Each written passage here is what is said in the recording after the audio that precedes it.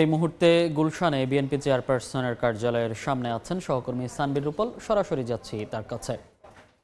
গুলশানের বিএনপির চেয়ারপারসনের কার্যালয়ে প্রথমবারের মতো আসলেন দলের ভারপ্রাপ্ত চেয়ারম্যান তারেক রহমান। 1 ঘন্টার বেশি সময় এর মধ্যে অতিবাহিত হয়েছে। তিনি এখনও স্থায়ী কমিটির বেশ কয়েকজন সদস্য ভিতরে আছেন, তাদের সঙ্গে নিশ্চয়ই কথা বলছেন এবং এর আগে স্থায়ী কমিটির বেশ কয়েকজন সদস্য বের হয়েছেন।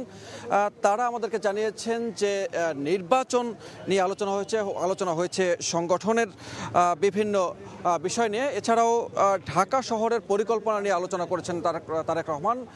ঢাকা শহরে বিশেষ করে ট্রাফিক ব্যবস্থার অব্যবস্থাপনা এবং বর্জ্য ব্যবস্থাপনা এবং নাগরিক যে সুযোগ সুবিধা সেইগুলো কিভাবে সুন্দরভাবে পরিচালনা করা যায় সেই বিষয় নিয়ে আলোচনা করেছেন তারেক রহমান। আরেকটি বিষয়ে জানা গেছে এবং আমির খসরু মোহাম্মদ চৌধুরী তিনিও নিশ্চিত করেছেন যে ঢাকার বাইরে তিনি নির্বাচন কেন্দ্র করে সফর করবেন এবং এই সফরটি কবে থেকে শুরু হবে সেটি এখন পর্যন্ত আনুষ্ঠানিকভাবে জানানো হয়নি।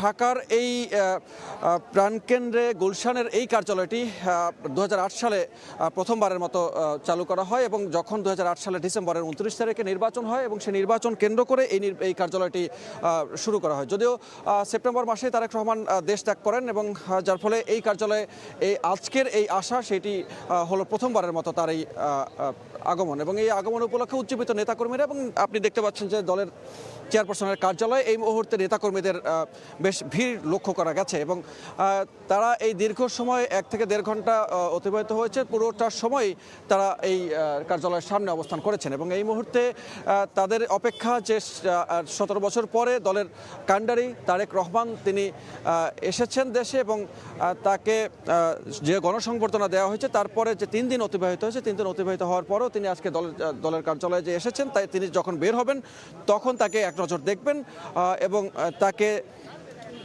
দেখে তারা আরও বেশি উজ্জীবিত হবেন।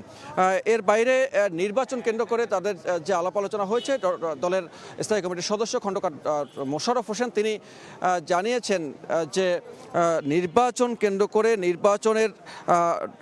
নির্বাচন কমিশনকে সহযোগিতা করবে বিএনপি এবং সেটিও একটি নির্দেশনা রয়েছে।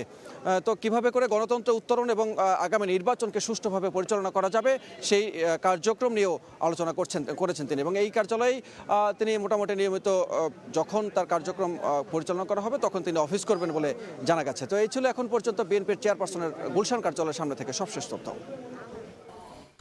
সরাসরি যুক্ত ছিলাম গুলশানে বিএনপি চেয়ারপারসনের কার্যালয়ের সামনে থেকে।